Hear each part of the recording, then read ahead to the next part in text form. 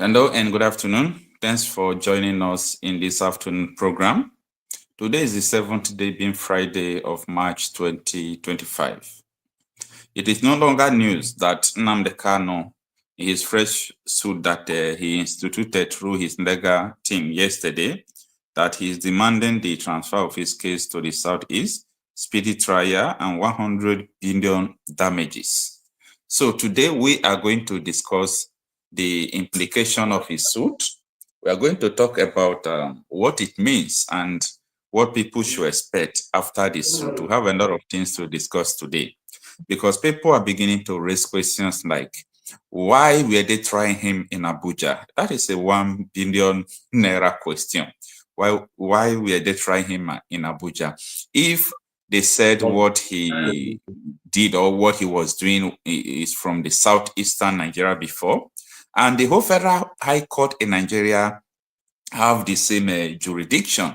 So the questions people are asking now is, why are they trying him in Abuja? So that is the first question. And when you talk about the speedy trial of his case, that is what we are still going to discuss. It is important people understand the essence of the speedy trial because the government has been making excuses for over 10 years now, especially from the time he was adopted from Kenya. That is almost 4 years now, getting to 5 years. So these are the issues that we are going to discuss this afternoon. We are going to hear from public's opinion. And for those who want to join us live, there is a link there in the comment section where you can join us live to air your view. For those of you who are not aware of the suit instituted yesterday, the detained leader of the indigenous people of Biafra, Nnamdi Kanu, has filed 2 separate lawsuits challenging the alleged violation of his constitutional right, including the rights to a fair hearing, fair trial, and speedy trial. Kanu, who filed the suit through his legal team led by his special counsel, Barrister Nnamdi Kanu, urged the court and the Nigerian government to adhere to the constitutional provision and relevant statutes in handling his case. Kanu is a kind of person who have been telling the government to respect the rule of law. If you see someone that government is trying, someone who is going to court and telling you to respect the rule of law, that is to say that the person is not afraid of the trial. The person is not afraid of, everything. And before we continue, there is this man that, breaks down what really transpired, because there are a lot of questions, complications surrounding Nnamdi Kanu's trial. Now, people are saying, what about Supreme Court judgment that have faulted the federal government from the beginning to the end? What really transpired? Why is it that people are not even talking about that? Why is it that the lower court, ordinary federal high court, is disobeying Supreme Court because of Nnamdi Kanu? Anyway, Dan Ondase explains that better. So stay with us. Before we go into the details, we have a guest in the house as well. Let us listen to Dan Ondase, what he explained about the judgment so far about Nnamdi Kanu case and the injustice that the federal government are carrying out against Nnamdi Kanu. Stay with us. So, if anybody, when Nigerian citizens see the details of the Supreme Court statement today, they will marvel at how, after saying all these illegality that the federal government and their security agencies committed, all they had to do was that the primary court said, the appeal court said that the primary court had no jurisdiction. So they condemned the appeal court for taking that decision. Therefore, because the primary court had jurisdiction, the case should go back to them. So if in all these atrocities they committed, they had killed Nnamdi Kanu, what would be the basis of the primary court and its jurisdiction? What would be the basis of it? When I started, I talked about judicial rascality. So what it empowers is security rascality. Because you cannot tell other police, army, navy, air force, condemn them plainly, and then you exonerate them. So you give them license to kill Nigerians, just like they are doing in Plateau, killing people. They are doing in Benue. Herdsmen are killing people. But you haven't had any person in this country condemn the herdsmen of Nigeria for killing hundreds of thousands of Nigerians. You haven't had them condemn the killings in southern Kaduna. So the security agencies are being encouraged to recklessness. And recklessness not about spoken word. Recklessness with gun, killing Nigerian citizens. So if anybody, when Nigerian citizens see the details of the Supreme Court statement today, they will marvel at how, after saying all these illegalities that the federal government and their security agencies committed, all they had to do was that the primary court said, the appeal court said that the primary court had no jurisdiction. So they condemned the appeal court for taking that decision. Therefore, because the primary court had jurisdiction, the case should go back to them. So if in all these atrocities they committed, they had killed Nnamdi Kanu, what will be the basis of the primary court and its jurisdiction? What will be the basis of it? And look at the whole panel, about 7 judges, not one Igbo man, not one person from the southeast, not one person from the south. So it's a contrived business to put that boy, to put him behind bar. And we have been asking that they should turn him to Kuje prison. They refuse. Why wouldn't they allow him to go to Kuje prison? Why keep him at the DSS? Why? So it shows you that Nigeria is not interested in fighting insecurity. Because if they were interested and they love this country, they would have seen that Nnamdi Kanu is a major instrument that will bring security. Southeast will be a beginning. The other parts of the country would have been a follow-up. So it's unfortunate that you condemn security forces for the crimes they commit, and you exonerate them by keeping Nnamdi Kanu there and asking that we go back again, to start case from, Federal High Court Abuja. What actually is the sin of Nnamdi Kanu? Asking for justice for his people. That's all he's saying. That the Southeast has been completely, excommunicated from everything that happens in this country. So we pray that this young man, I don't know whether you have had a privilege to speak with him, one of the most brilliant young men you can ever come across. Not only is he brilliant, but well spoken. Why this country shows you that we have no values. Can you imagine a boy that a whole zone respects? A whole zone respects him. Who else, apart from M.I. Okpara in those days and Dr. Nnamdi Kanu, they don't have as much respect as this young man. That would have been an advantage for Tinubu and his government with the National Security Advisor to say, look, how do we seriously start to curb this insecurity in the country? If this boy is so loved by his people, why don't we sit him down and discuss with him, know where he's coming from? If there are things he's agitating against we can solve, we start doing something. And look at Northwest and Northeast. Look at where the country is today. Everywhere is war, killing people. Killing is no more, it's an admirable, concept in Nigeria now. Any day nobody is killed, you don't hear it, then it's abnormal. But in the normal day, hundreds killed in herdsmen in Plano Plateau, in southern Kaduna, in the southeast, then not to talk of the bandits and Boko Haram in northeast and northwest. That one is a daily occurrence, killing hundreds of them. We're a country without statistics. If we have good statistics, people will riot to know the number of Nigerians who are dying. Every town now, in all parts of the country, people are burying people. People go to bed, they won't wake up. So it's all cumulative effect of total insecurity. Probably you do work somewhere, nobody pays you. You are working for somebody, you are not paid. You go to bed, you are thinking of what you will tell your wife in the morning. You can't pay school fees. The man goes to bed and won't wake up. And we say, God, please take my life. Why am I living? When a man cannot take care of his immediate family, what life is it anymore? And you don't want people to react. All right. And the video continues. That was the testimony of Dan Ondase, okay? And he was talking about the confusion state of the Nigerian judiciary, where the Supreme Court will give judgment, then the Federal High Court will do another thing, and so on and so forth. So with this, I'm being joined by Nnamdi Ekpa. So, well, Nnamdi, good morning. Oh, this is 2:02 Nigerian time. Good afternoon. Thanks for joining us. Now, let us start, step by step. Do you think that Nnamdi Kanu, first of all, finding for them to transfer the case to the Southeast, do you think that is justifiable, or you just believe that he should continue the trial in Abuja, that any good thing will come out. Remember that Justice Binta Nyako, after recusing herself, the government wants Binta Nyako again to come and handle the case again. So what is the business of Binta Nyako with this Nnamdi Kanu case? What have they, or have they, I don't know, have they given her money maybe for her to jail Nnamdi Kanu? Is that the reason why they return the same judgment to her? So tell us what you know about all these things.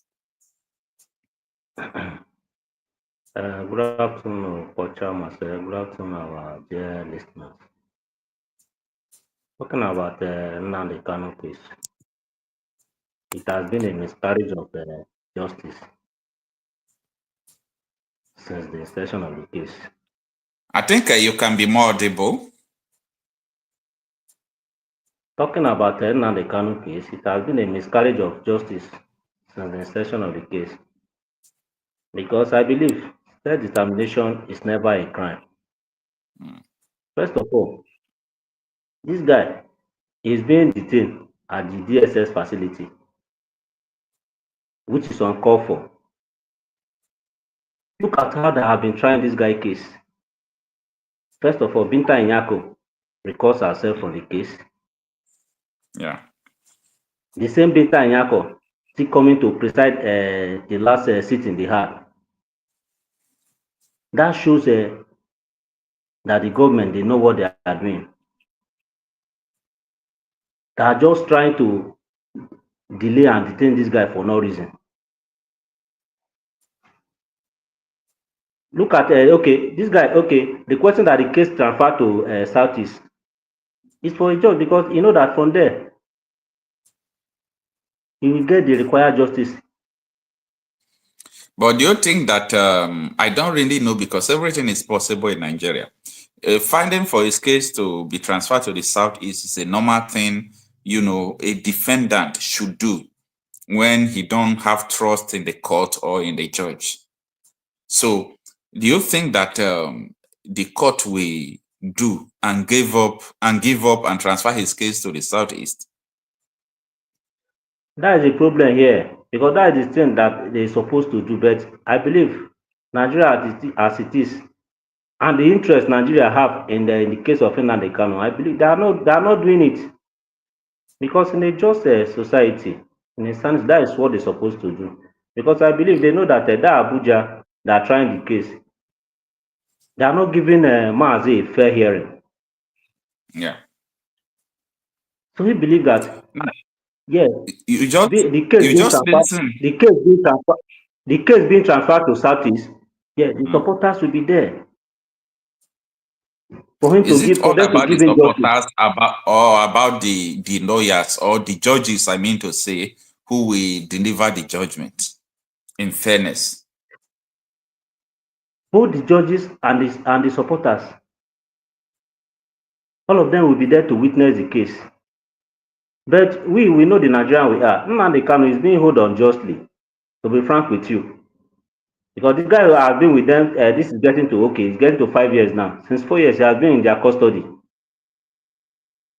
for no reason. Now, Because first, they kidnap him. Yeah. You just listen to that.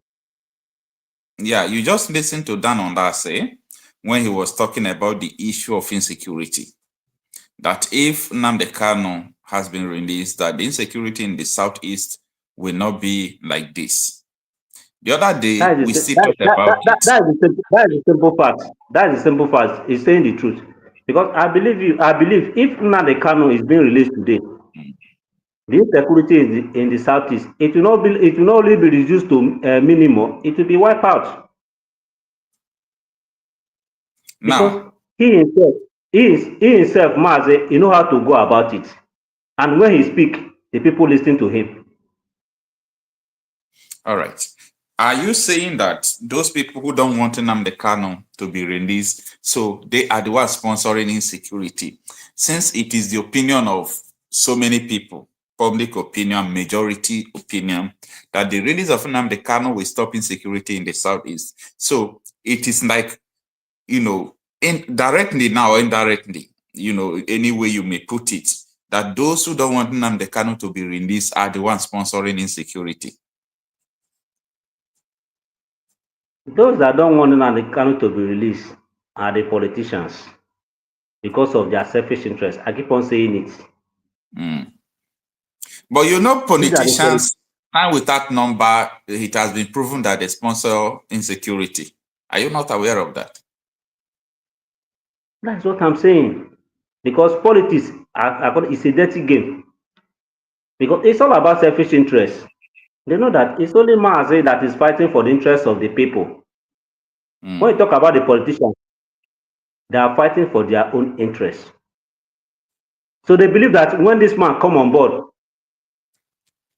that he will overshadow them. Okay. I'm telling you, most of those governors, not most, all the governors in the southeast, they don't want Maazé to be released for their own selfish interests. And to end insecurity in the southeast is for the federal government to release Nnamdi Kanu. Once that is being done, you can't hear that okay, so killing is occurring in any of the states in southeast. Take for instance, when he was free the other time, he established a Eastern Security Network. Then you never hear that Fulani herdsmen are terrorizing any of the community. Yeah. Because That we is know how right. to go about it. But all these governors we have, they are playing politics with the masses. Because they know that, yes, if I do this thing, the federal government will do this thing for me. Because they don't have the interest of people at hand. Because they always believe on their own. Thinking, okay, how will I go about my next tenure? And So now, Nnamdi Kanu is only the way for Southeast to be free from insecurity. All right. The question here is this. A lot of people, this is not a new thing. A lot of people have accused the complicity of the military, the police, which was led by the politicians through their influence and direction to collude with the terrorists to carry out, this killing against people. And in our previous live session, I told you about the issue of Zamfara governor accusing his predecessor, who is the Minister of Defense State, of sponsoring terrorists, sponsoring bandits. And a lot of them, I can't mention all of them. A lot of them, one way or the other, has admitted that the government are directly sponsoring, all this insecurity we are seeing today. Some of them said it is the Fulani they imported, like Naya Baribe, he said that on national television, that is the people they imported to help Buhari, that is where they started, and those people who have come into the country are now asking their people to come again, asking other people from different Sahel regions to come into Nigeria, that they are here, and so on and so forth. So, if these are the cases, the question now, sometimes it baffles me why some politicians don't reason in this angle. Why they don't reason like this is the causes. Why would they allow their people to be dying? The other day, that was 3 days ago, you saw Enugu women protesting. The way they were doing, crying, doing all this heartbreaking. And up to now, have you seen where President talk about that? No. Have you even seen where CDS Musa talk about that? No. But when Simon Ekpa has not been arrested, every day they are talking about it. They say Simon Ekpa is causing the insecurity. Now that Simon Ekpa is not there, now look at everybody. They have been killing them, raping them, doing all sorts of things. Now the question here that people really need to understand, is it that the politicians are not aware of what is happening? Or is because they are colluding, totally colluding? When I mean totally colluding, to the extent of betraying your own people, totally colluding with the armed bandits to kill their people. What is your take on this? You know that when you talk about politics, all these politicians, they don't care. They will go extra mile to convince their leaders that they are doing well. They don't care about the masses. So take for instance now, you mentioned that there's never a day the president condemned by the harmful massacre the Fulani herdsmen did, nor the CDS. That shows that these guys, they don't have interest on it. Because it's not, like those governors there, their next target is how to come back to their seats. They are not interested in the masses. That is politics. They are doing it to please their master. Yes, you are defending us because they don't have the interest of the people at hand. That is just what they are interested in. So I've said it not once, not twice. If you are hoping on the government to end insecurity, we wait in vain because they are not coming. All right. Do you believe that Nigerians are dumps? According to IBB book in page 331, that Nigerians don't ask questions, that they are badly educated, that anything you give them, they take without asking questions? You know, when it comes to Nigerians and politicians, their case is very delicate because if someone inflicts you with hunger, okay, that minute he come and give you something to conquer the hunger for that time, you speak well of the person. That is why he made that comment that yes, Nigerians, we are somehow dumb because we are the one that are giving these people that privilege to suffer us. All right. Now, for me, the reason why I'm saying this is that what is going on right now is enough. When I mean it's enough even to cause a civil war in a country. Do you know what it means for Fulani invaders to come to Enugu after sleeping with old women? They will carry stick, they go choke them into their anus. You know what that means? It's enough to cause. What caused the First World War?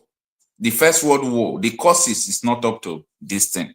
The Second World War, the cause of the Second World War is not up to this that is happening.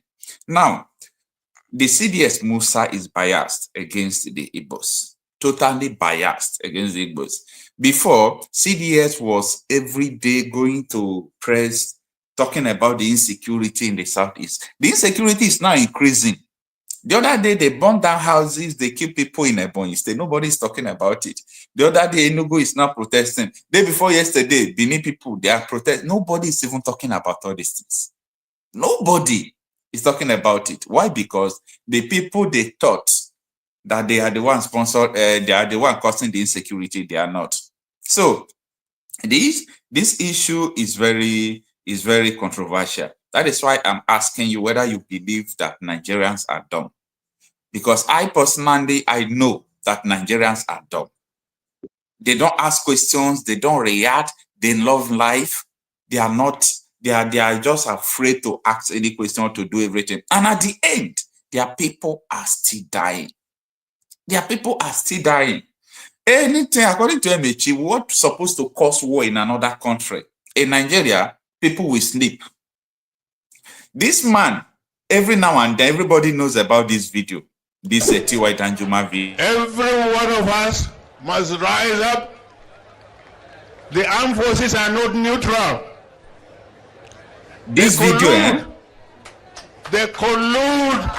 It's enough to cause war with the armed bandits that kill people, kill Nigerians. They facilitate their movements. They cover them. You see, this video is enough to cause war in a sane country. That's number one army man that has been retired came out to tell you that the Nigerian forces are colluding with the armed bandits. He's not saying it because he wants to. The man is still alive till today. He knows what he said. This video is enough to cause war in another country. But nobody talks about it because Nigerians are dumb. Very dumb people. The only thing they will even do, they will start attacking people who are telling them the truth. They will attack people who are telling them the truth. So that is the situation. So that is why I said I believe that the Nigerian people are very dumb and we are not ready to change yet. If you see the way, now let me give you an example. If you see the way anything about Nnamdi Kanu, if they are talking anything about Nnamdi Kanu on social media, go to the comment section. So many people are in support of Nnamdi Kanu. There is no doubt about that. But you will still see some persons who will come out there to tell you that Nnamdi Kanu is this, Nnamdi Kanu is that. And the person telling you that in their village, they are no longer going to farm. The person telling you that Nnamdi Kanu is that in his own village or in her own village, they are not going to the farm.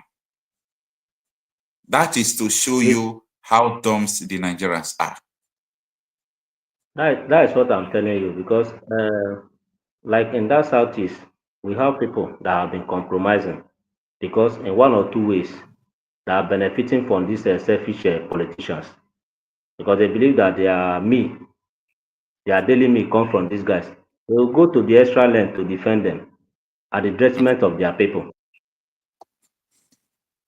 That is the major issue we are having. If we have like 2 or 3 Nnamdi Kanu from southeast, the liberation of Biafra, it could have become a history by now. But we have a bunch of people that compromise because of their daily meal. They don't have the interest of the people at hand. They don't have the interest of the people at heart. They only concern with their personal gain or personal interest. You can't tell me what happened in Enugu in issues of local government. That's supposed to be an eye opener that these people, they are not ready to help us. They are not ready to come to our aid. That we need to fight for ourselves. We need to make sure that Mazi Nnamdi Kanu is released. Yeah. That's supposed to be way forward. But most of them, their interest based on what they will gain from their oppressor. The So other talking day, about yeah, talking I wanted to tell you that the other day, the former Abia governor, Ojus Okando, who is in the Senate, he came to Channel Television and he was saying that they should forget about them who are just talking about one Nigeria, that their people are suffering, that they are pretending to love one Nigeria. Why is he saying that? They know the truth, but they don't want to say the truth. Maybe he's hoping that next election they will make him the Senate president. So these people gamble because of their interest against the interest of the masses. So that is the problem. That is why Nigerian politicians, when we cannot hope on them. I keep on saying it. They always fight for their interests. We can never depend on Nigerian politicians to help us fight for whatever we are facing in this country. So I always say it. The way forward to end insecurity or for the freedom of Southeast is the release of Nnamdi Kanu. And I believe when Tinubu government came in, I thought they are intelligent, that that is the first issue they will address by releasing Nnamdi Kanu. But up till now, I don't know that the government is so dumb that they don't know what to do. Because how do you mean that they release Nnamdi Kanu? All this insecurity we are facing in Southeast, it will never be there. Because with the presence of Mars, yes, I know what he could have done to end insecurity. But Tinubu government, they are not helping issue.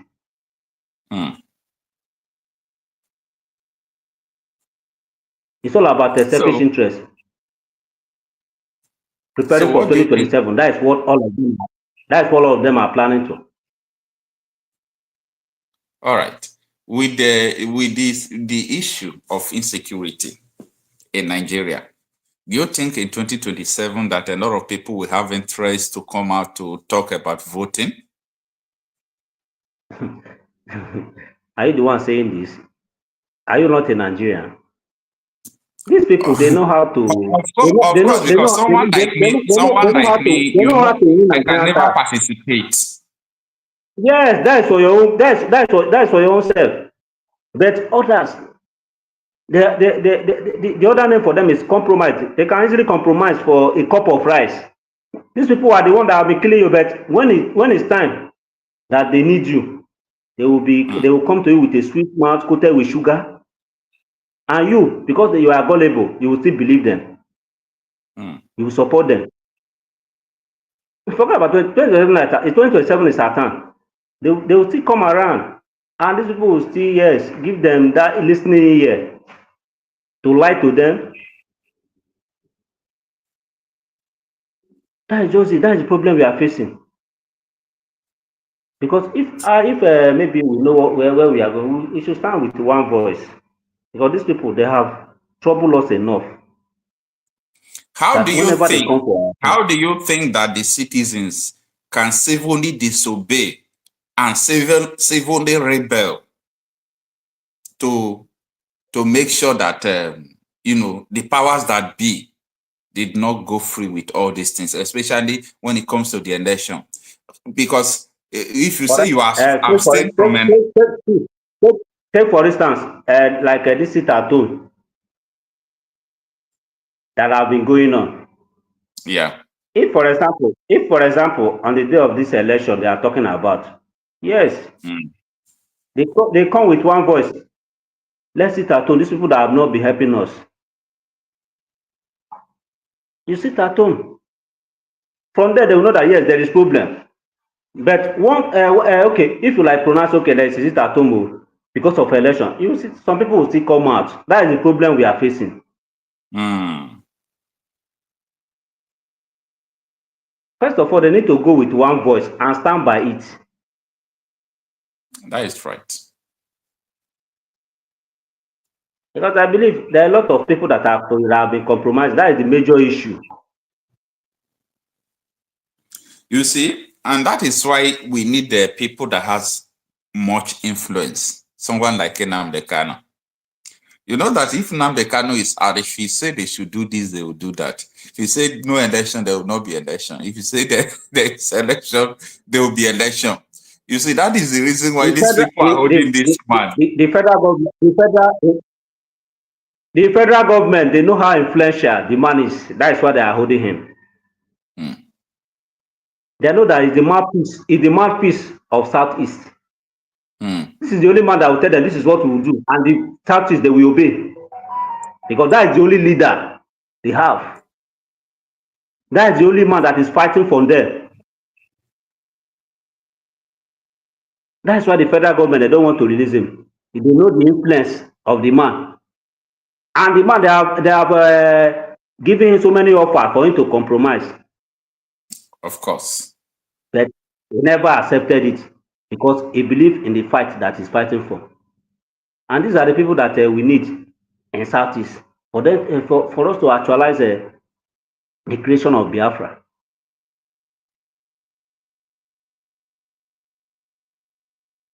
It's all right. Now, and let's just chip in some things about the issue of the rascality going on the Senate floor. But before that, in River State, you must have heard what is going on, that the federal government want to issue, an order to arrest Asari Dokubo. This Asari Dokubo and his gang are threatening, to blow up oil pipelines and so on and so forth. Have you seen this video before?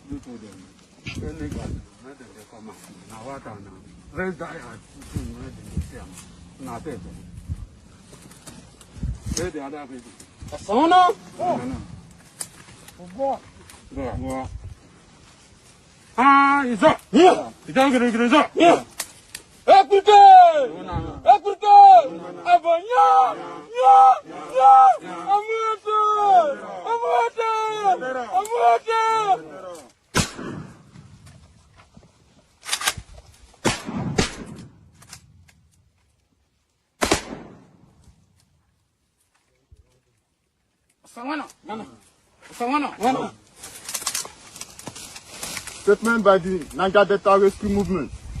We, the Niger Delta Rescue Movement, wish to express our deep concern regarding the recent development in Rivers State that threaten the smooth governance of our beloved state under the leadership of Governor Sir Sinala Ifubara.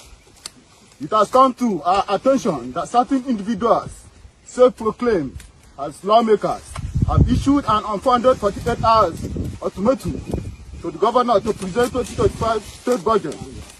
This blatant attempt to destabilize the state is not only alarming but also a clear indication of a coordinated effort to incite chaos, potentially leading to call for a state of emergency and even impeachment. We call on President Bola Tinubu to intervene immediately and put a stop to the action of the FCT Minister, Wike, and his associates, who seem intent on dragging Rivers State into an avoidable crisis. The people of Rivers State desire stability, progress, and a conducive environment for governance. Furthermore, we must make it abundantly clear that the youth of Rivers State will not sit idly by while our state is drawn into tumult. If the federal allocation due to Rivers State are not released promptly, we will have no choice but to take it decisively action. Make it include hitting high production. We can't generate money to the federation account and not have our own share. Our workers deserve their salary. Our government needs the necessary resources to carry out essential development projects. We urge all non-indigenous in Rivers State to consider their safety and leave the state promptly. As the situation may escalate, we cherish the safety of all residents and hope for a peaceful resolution to this crisis. Enough is enough. We stand united for the right and future of Rivers State. We demand respect for our leaders and a focus on the development of our region. In solidarity, Niger Delta Rescue Movement.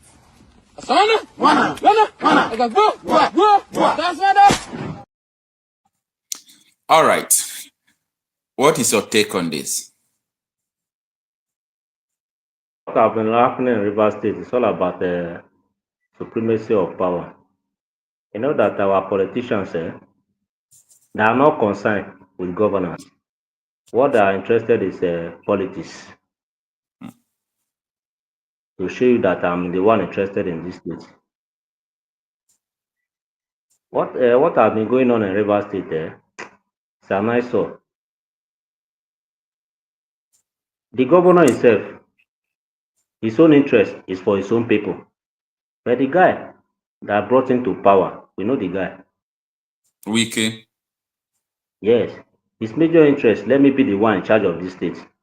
That's why I say supremacy of power. Who will be in charge of this state? That has been what has been going on in Rivers State. And the rebellions, they know the truth. But most of them, because that they are daily meal, that's what I'm talking about. They know where it comes from. Those that are loyal to Wike, they know that the line that this man is trading is not good for our dear state. But because that their daily meal come from this man's pocket, they will support him at the detriment of the rebellions. Kubara is a man. Because had he could have been a pocket governor, they would have pocketed him. That okay, this is what you need to do. This is what you will do by using a River State fund to finance the affairs of the federal government or their own selfish interest. But this man, he don't want to compromise. His major interest is the interest of the River State. Do you think politicians are trustworthy, including Fubara? Politicians, no. You can't believe in politicians. Politicians, they are never trustworthy. Because I believe before you are brought into power, there must be an agreement. When you talk about that, and Kubara, being a man of his own, you know that okay, this thing, I need to leave a legacy for my own self. So that is all these things. You need to, yes, you believe that, yes, me on my own, my name is Kubara. Before I leave office, I need to do something for my people. And the other guy was like, whatever you need to do, I'll be the one that will approve it.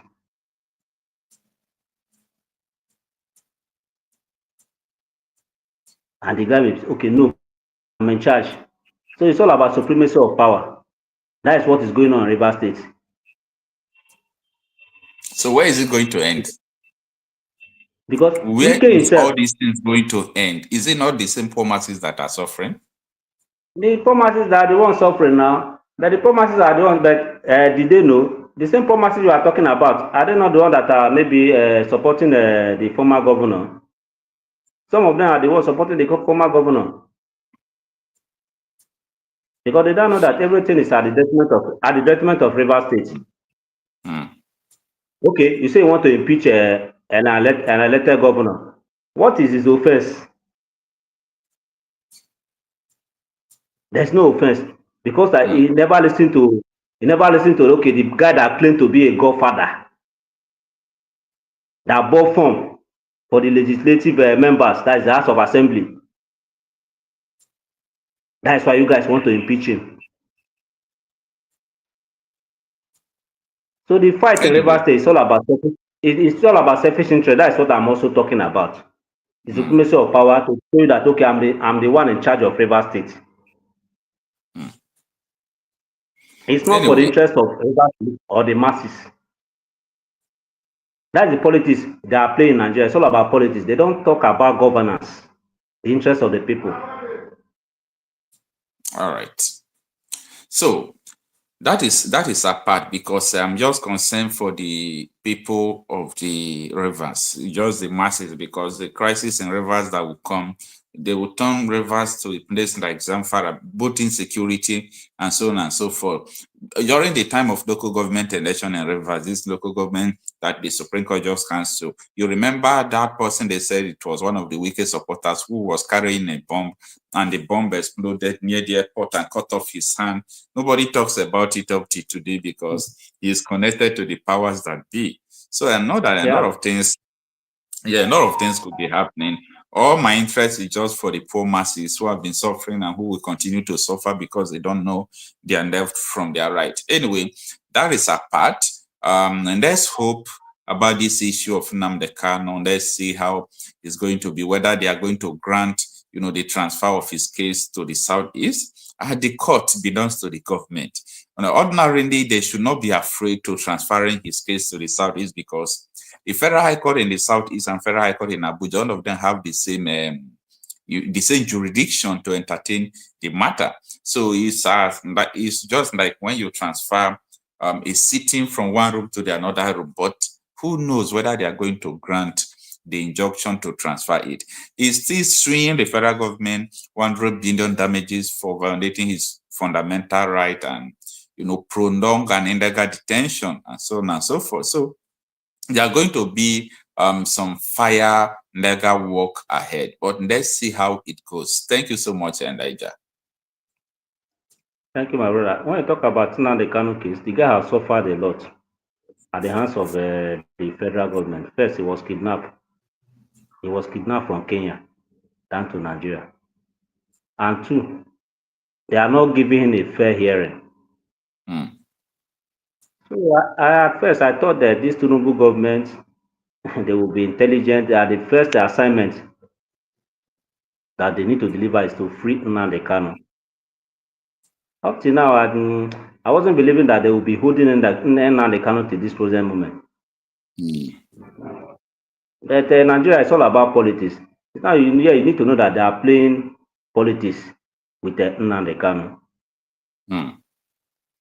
So I'm appealing to Nigerian government. They should do the needful and free Mazi Nnamdi Kanu.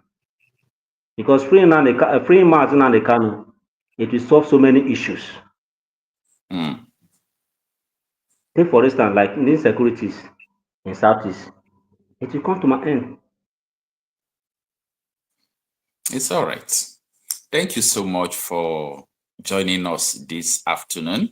Let's hope for the best for Nnamdi Kanu. And the most important thing that made people to always support him is because of integrity. If Nnamdi Kanu wanted to drop the Biafra agitation and get free, it's something he's just supposed to do within the twinkle of an eye, and he will get out of there. So thank you so much, Elijah, for joining us with this. I think we can call it a beautiful afternoon. Do well to join us, viewers. Thanks for joining us. And do well to join us in the evening for another, interesting broadcast about insecurity, particularly. So this evening, we'll be talking about the insecurity, the recent attacks from across the nation. Thanks for joining us and have a wonderful afternoon.